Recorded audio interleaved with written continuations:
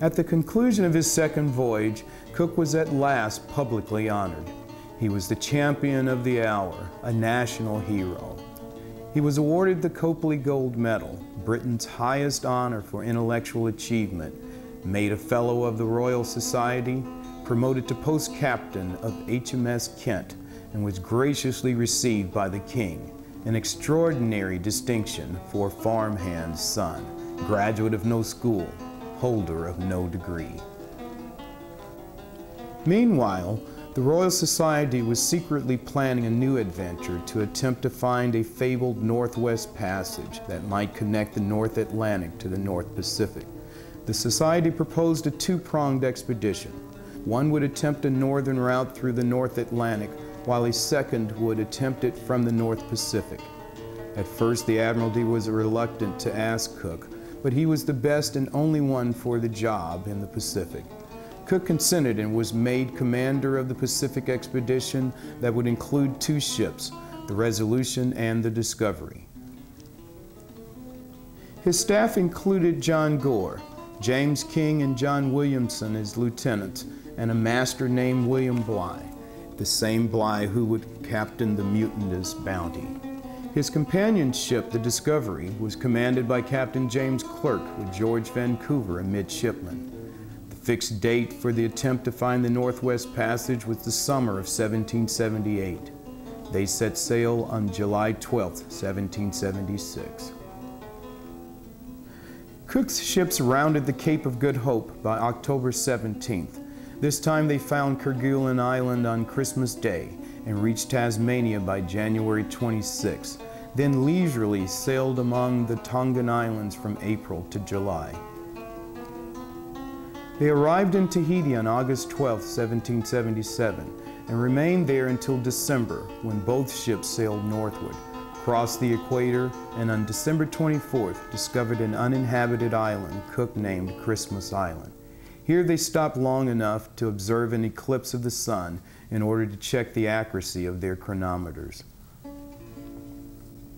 On January 18, 1778, two mountainous land masses were sighted. Cook was making his last major discovery, the Hawaiian Islands. He named them the Sandwich Islands after his friend and patron, the Earl of Sandwich. Cook anchored at Waimea on the island of Kauai.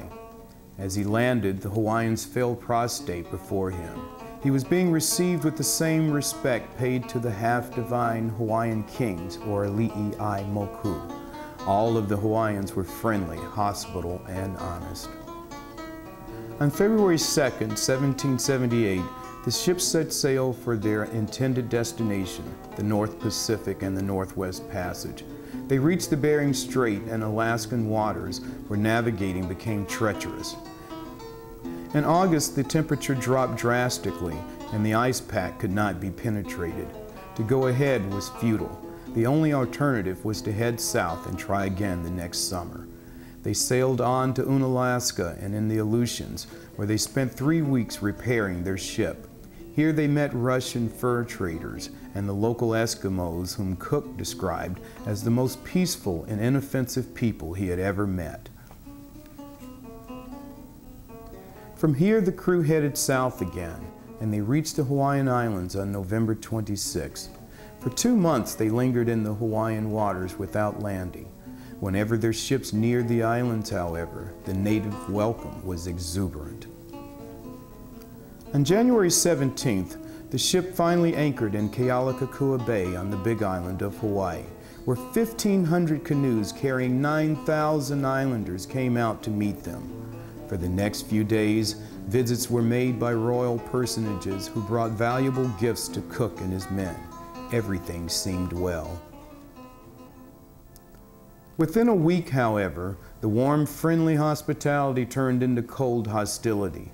Whether the priests believed their power was being overshadowed by the new intruder, or whether Cook's crew had simply worn out their welcome, we will never know.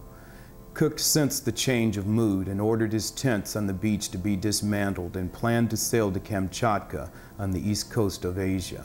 They left on February 4th with an affectionate farewell from the islanders.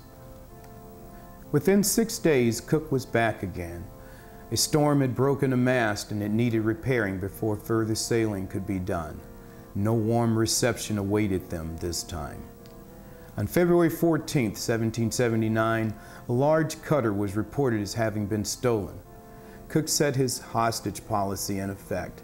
He went ashore accompanied by several armed crewmen and planned to take King Kalaniʻopuʻu as a hostage until his cutter was returned. Though this strategy had served him well in the past, on this occasion, the king's family rushed forth crying and begging them to release their chief. The accounts are confused, but it appears that several thousand Hawaiians gathered quickly. A shot was heard down the beach, and an important chief was reported as having been killed. The Hawaiians grew angry. A melee broke out, and as Cook turned to motion to waiting boats to come closer, he was struck in the back with a club. Several Hawaiians fell upon him, consequently killing him. It was 8:00 a.m., and he was only 50 years of age. After a Hawaiian ceremony, his bones were brought aboard the ship, and he was buried at sea on February 22, 1779. Clerke and his men sailed the two ships into the Arctic again and had no more success than Cook looking for the famed Northwest Passage. The Resolution and Discovery landed October 4, 1780, after 4 years and 3 months at sea, Cook's last voyage. Cook's achievements were unparalleled. Nowhere in the Pacific can one go and not see his influence. He was the first European to chart the Hawaiian Islands between 1778 and 1779. He named them the Sandwich Islands after the expedition's patron, the Earl of Sandwich. Though the first map of the islands published in English is often credited to Cook, it is officially attributed to Lieutenant Henry Roberts, who prepared for publication all of the maps for Cook's third and final voyage. The famed map titled Kealakekua Bay shows the site where Cook landed on his return trip to the Big Island of Hawaii. One of the most decorative of all the early Hawaii maps, Leal de Sandwich by Giovanni Cassini, published in 1798, is based on Cook's chart, but because the artist had little knowledge of Polynesians, he used his imagination to depict a warlike band of American Indians stabbing the captain in the back. This map clearly shows the phonetic spelling used by Captain Cook when attempting to spell the names of the islands. The Hawaiians didn't have a written language, but practiced an oral tradition of passing along history through chants, stories, and legends.